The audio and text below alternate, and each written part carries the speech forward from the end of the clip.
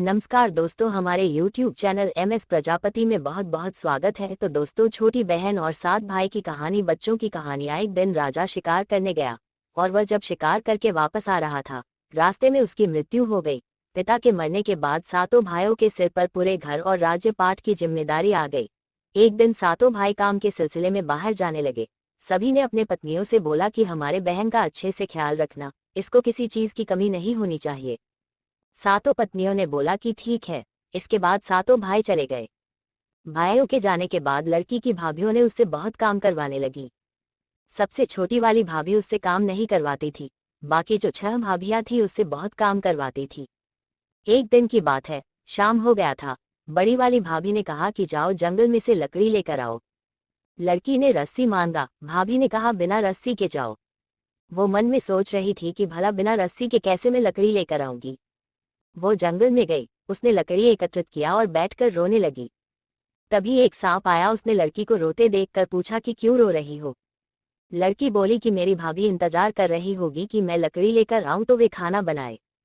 मेरे पास तो रस्सी है नहीं, तो मैं ये सारी लकड़ियां बिना बांधे कैसे लेकर जाऊं।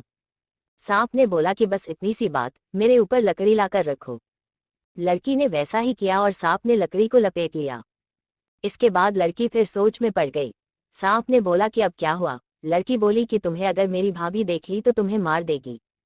सांप ने बोला कि चिंता मत करो, मुझे ले जाकर आंगन में छोड़ देना, मैं नाली से निकल जाऊंगा। लड़की सांप की बात सुनकर खुश हो गई और अपने घर की तरफ निकल पड़ी। कुछ देर बाद लड़की घर आ गई। उसे घर जाने में रात हो गई थी। उसके देरी से आने के वजह से उसकी भाभी ने उसे खाना नहीं दिया। उसे बहुत मारा पिटा। लड़की बेचारी रोते रोते सो गई। फिर अगले दिन उसे एक चलनी दिया और बोला कि जाओ पानी लेकर आओ। लड़की नदी के किनारे जाकर पानी भरने की कोशिश कर रही थी, परंतु सारा पानी गिर जा रहा था। वो वहीं पर बैठकर रोने लगी। तभी अचानक एक मेघ आया। वो लड़की को देखा, पूछा क्यों रो रही हो।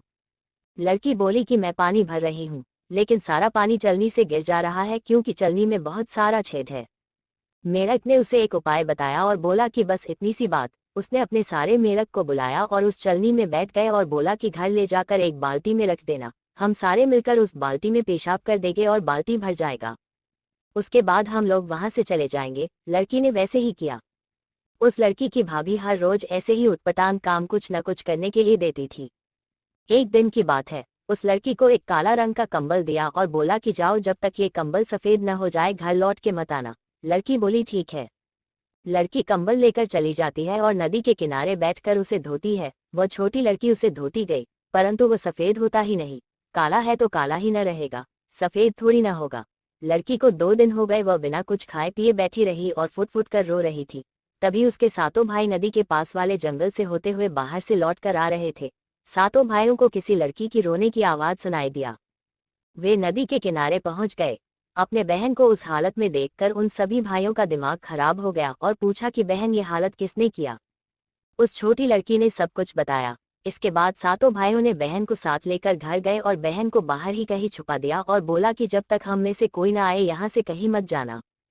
इसके बाद वो घर के अंदर चले जाते हैं। सारी पत्नियां अपने पति को देखकर इतनी खुश होती है कि पूछे मत। कोई पानी लेकर आती है तो कोई पंखे से हवा देती है। तभी एक भाई बोला कि मेरी प्यारी बहन कहाँ है, दिखाई नहीं दे रही है। तभी एक भाभी बोलती है यहीं पर कहीं खेल रही होगी। तुरंत दूसरी भाभी बोली अभी दूध भात चावल खाकर यही कहीं पर खेल रही थी। तभी एक पत्नी बोली कि आप लोग पहले खाना खाए, वो आ जाएगी। एक भाई बाहर जाता है और अपने बहन को अंदर लेकर आता है और अपनी पत्नी से पूछते हैं कि यही दूध भात खाए है, अगर खाए होती तो ये हालत नहीं रहती। मेरी बहन की क्या हालत हो गई है। सारी पत्नियां कुछ नहीं बोलती है। तब छोटी लड़की बोलती है कि सबसे छोटी वाली भाभी ने कुछ नहीं किया है, बाकी सारी भाभी ने बहुत सताया और काम करवाया है। सारे भाइयों ने मिलकर अपने पत्नियों को घर से बाहर निकाल दिया और सबसे छोटी वाली पत्नी रह गई। उसके बाद सारे मिलकर राजपाट चलाने लगे।